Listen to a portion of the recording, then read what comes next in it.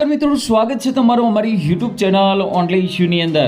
મિત્રો અંબાલાલ પટેલે જોરદાર વરસાદને લઈને આગાહી આપેલી છે। મિત્રો આપણે હોળીના તહેવારની રાહ જોઈ રહ્યા છીએ અને ગઈકાલે મિત્રો હોળીનો તહેવાર ધામધૂમથી સમગ્ર ગુજરાતમાં ઉજવવામાં આવ્યો। આમ તો જોવા જઈએ તો હોળીનો તહેવાર છે એ 3 તારીખે હતો, પરંતુ ચંદ્રગ્રહણને કારણે હોળીનો તહેવાર એક દિવસ વહેલો એટલે કે 2 તારીખે ઉજવી દેવામાં આવ્યો હતો। અને ખાસ કરીને હોળીના પવનની દિશાને આધારે આપણા જે પૂર્વજો જે નક્કી કરતા હતા કે આગામી ચોમાસું કેવું રહેશે, તો અંબાલાલ પટેલે આ પવન જોઈ અને મોટી આગાહી કરી છે। ગુજરાતની અંદર ચોમાસું 2026 છે એ જોરદાર રહેવાનું છે। આંધી, વંટોળ અને વાવાઝોડા કેટલા આવશે તેને લઈને પણ અંબાલાલ પટેલે છે મોટી આગાહી કરી દીધી છે।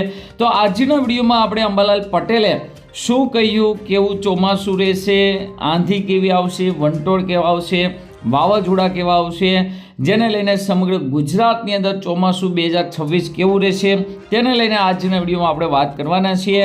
તો આ વિડીયોને અંત સુધી જોજો, તેમજ અમારી યુટ્યુબ ચેનલ ઓનલી ઇશ્યુ પર આપ નવા હો તો ચેનલને સબસ્ક્રાઈબ કરી દેજો, તેમજ મિત્રો આ વિડીયોને લાઈક કરી દેજો। અને એક બીજી વસ્તુ કે ખાસ કરીને તમારા વિસ્તારની અંદર કઈ દિશામાંથી પવન હતો જરૂરથી અમને કોમેન્ટ કરજો। તો અહીંયા મિત્રો જોઈ શકો છો અંબાલાલ પટેલે મોટી આગાહી કરી છે કે ગુજરાતની અંદર ચોમાસું એકંદરે મિત્રો સારું રહેશે। પવનની સાનુકૂળતાને કારણે ચોમાસું સારું રહેશે એવું અંબાલાલ પટેલે જણાવ્યું છે। ખાસ કરીને જોવા જઈએ તો ગુજરાતમાં પરંપરાગત રીતે હોળીના પવનની દિશા જોઈ અને આગામી ચોમાસાનું એટલે કે મોન્સૂનનું અનુમાન લગાવવાની પ્રથા ખૂબ જ વર્ષો જૂની છે।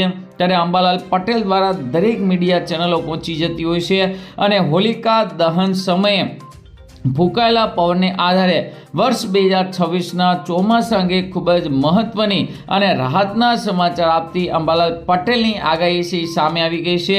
પવનની દિશા અને ચોમાસાના સંબંધની વાત કરીએ તો અંબાલાલ પટેલે જણાવ્યા અનુસાર હોલિકા દહન વખતે પવનની દિશા ખૂબ જ નિર્ણાયક હોય છે। જો પવન પશ્ચિમ કે વાયવ્ય દિશાનો હોય તો તે સારા વરસાદના સંકેત આપે છે અને આ વર્ષે હોળીના દિવસે પવનની ગતિ અને દિશા સાનુકૂળ જોવા મળે, એટલે કે પશ્ચિમ તરફથી અને થોડો વાયવ્ય તરફથી મિત્રો પવન આવતો હતો। તેમના માટે પવનની આ સાનુકૂળતાને કારણે ગુજરાતમાં આ વખતે મેઘરાશા છે એ મન મૂકીને મિત્રો વરસવાનું છે તેવી અંબાલાલ પટેલે જોરદાર વરસાદને લઈને આગાહી કરી છે। વરસાદના તબક્કા અને કૃષિ ઉપર એટલે કે ખેતીના પાક ઉપર કેવી અસર પડશે, તો અંબાલાલ પટેલે આગાહી કરી છે કે ગુજરાતમાં ચોમાસું સમયસર બેસવાનું છે।